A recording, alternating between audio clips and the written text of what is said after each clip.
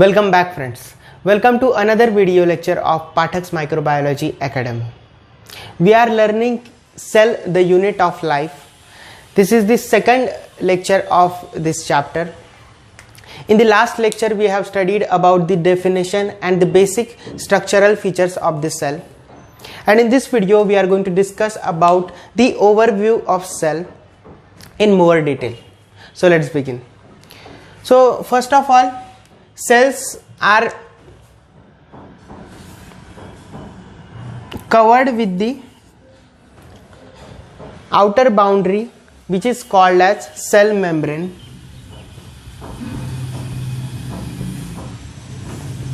This cell membrane provides a particular shape to this cell. Okay, so these cells, cell membrane are present in each and every type of cells. Either it will be prokaryotic or eukaryotic cell. These cell membranes are going to be present. After that, all eukaryotic cells contains a dense packed structure in the chromosomes. In that particular structure, the chromosomes are packed, and that structure is known as nucleus.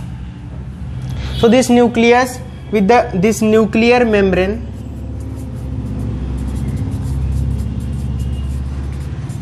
is present in eukaryotic cells,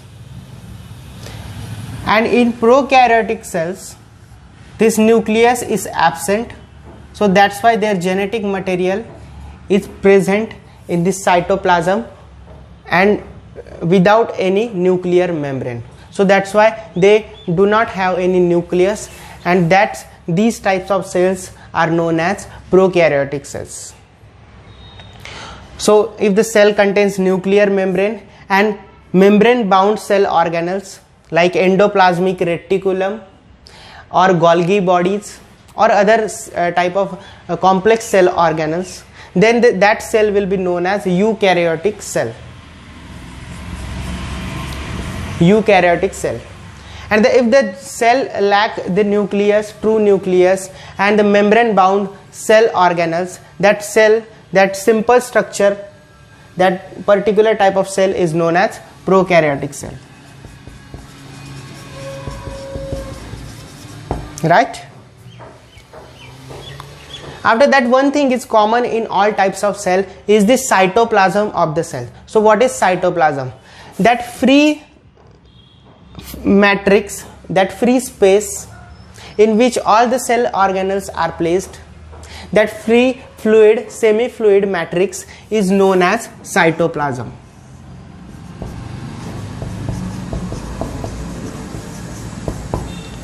That free space in which all the metabolic activities of the cell are being taken place inside that free cytoplasm.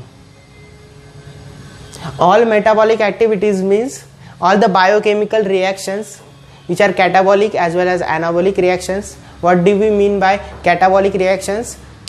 In one sentence, all catabolic reactions, the complex molecules are being broken down into smaller pieces and the energy is getting out of them.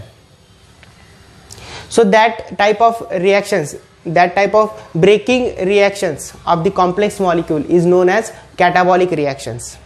And the anabolic reactions in which complex molecules are being synthesized by adding smaller units like monomers and synthesizing complex molecules and consuming the energy, that type of reactions are known as anabolic reactions. So these two types of catabolic reaction, breaking down of complex molecule, and anabolic reaction, synthesizing of complex molecules, are simultaneously going on in this cytoplasm and inside the cell. So these both reactions are known as metabolic reactions. So these all metabolic activities are going on inside the cytoplasm of the cell. Right? After that, so many cell organelles are present inside the cell like endoplasmic reticulum, Golgi complex, After that, ribosomes. Ribosomes are present in both the types of cells like prokaryotic as well as eukaryotic cells. Ribosomes plays a vital role in the process of protein synthesis. After that, non-genetic RNAs like tRNA, rRNA, mRNA are placed inside the cell. After that, if the cell is photosynthetic, so it will possess some structures like chloroplast, in which they will possess grana, and chlorophyll pigments, which helps in the process of photosynthesis. Then some organelles like mitochondria, which is the powerhouse of cell, in which electron transport chain is going on. So all these organelles are present inside the cell. And the cytoplasm and genetic material, if the cell is eukaryotic, it will be in nucleus, or if the cell is prokaryotic, it will be in the cytoplasm nakedly placed.